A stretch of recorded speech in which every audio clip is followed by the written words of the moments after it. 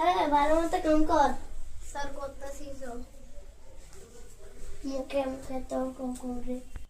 এ না আরো আমি কাম করতে চাই তো তোর রাখব না চলে যা স্যার যা। কিছুদিন পর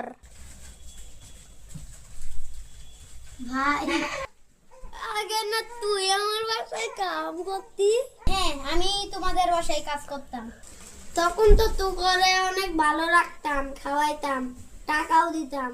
এখন দেখ আমাদের কি অবস্থা। আপনারা অনেক ভালো ছিলেন না?